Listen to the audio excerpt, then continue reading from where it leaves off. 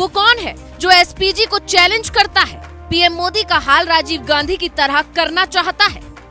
वो रैली से पहले फुल प्रूफ प्लान बनाता है, खुफिया जानकारियां जुटाकर सबसे बड़ी बैठक बुलाता है।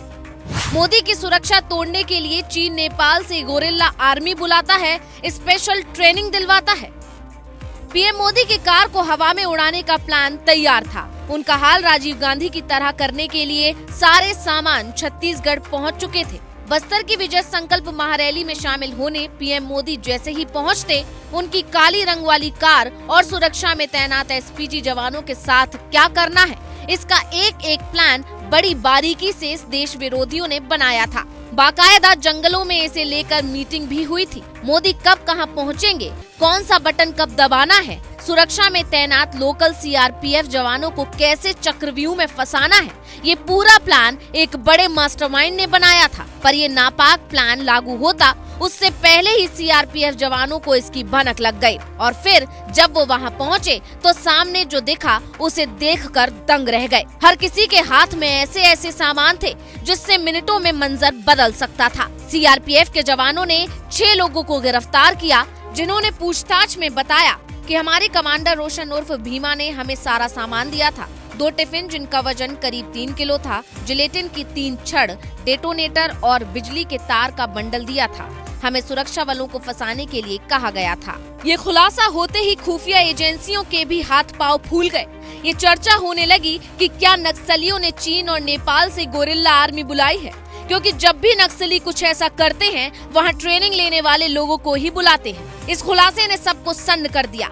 छत्तीसगढ़ से दिल्ली तक फोन की घंटी बजने लगी, क्योंकि इन्हें जब सीआरपीएफ के जवानों ने गिरफ्तार किया तब तारीख थी 7 अप्रैल 2024 और उसके ठीक अगले दिन 8 अप्रैल को पीएम मोदी की रैली बस्तर में होनी थी। बस्तर छत्तीसगढ़ का सबसे संवेदनशील जिला है। नतीजा, पुलिस से लेकर खुफिया एजेंसी तक को विशेष तौर पर अलर्ट होना पड़ा। आधी रात को ही जवानों ने स्पेशल तैयारी के मुकम्मल इंतजाम किए ताकि पीएम मोदी की रैली में किसी तरह का कोई खतरा ना हो। हालांकि नक्सलियों की ऐसी प्लानिंग का खुलासा होने के बाद कई लोग ये भी कह रहे हैं कि चाहे वो नक्सली हो या कोई और ग्रुप, अगर वो कोई भी गलती करेगा तो एसपीजी मिनटों में शरीर में पीतल भर देगी। फिर एसपीजी के जवान ये नहीं सोचेंगे कि सामने कौन खड़ा है और ना ही वो दिल्ली से आदेश का इंतजार करेंगे, बल्कि सीधा वही करेंगे जिससे पीएम मोदी महफूज रह पाएं। इससे पहले पंजाब में भी पीएम मोदी की सुरक्षा को लेकर सवाल उठे थे।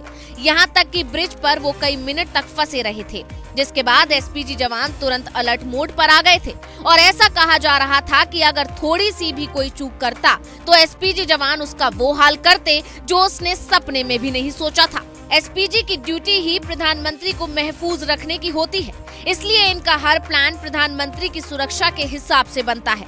पहले वो लोकल पुलिस के साथ संपर्क करते हैं, दरोगा से लेकर एसपी तक से जमीनी जानकारी जुटाते हैं। उसके बाद ये तय करते हैं कि कौन कहां ड्यूटी पर मुस्तैद रहेगा। मंच से लेकर रैली और रोड शो तक पीएम के नजदीक कौन जाएगा और कौन दूर से प्रणाम करेगा, ये सब कुछ पहले से तय होता है। बावजूद उसके अगर कोई ये सोचता है कि हम सुरक्षा में सेंध लगा लेंगे तो उन्हें एसपीजी की ट्रेनिंग कैसे होती है ये जरूर एक बार सुन लेना चाहिए।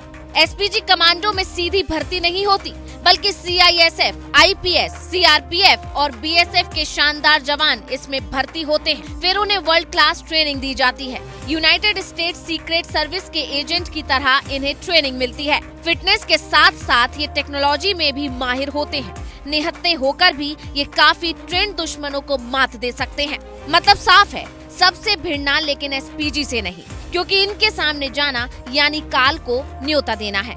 Bureau report, global Bharat TV.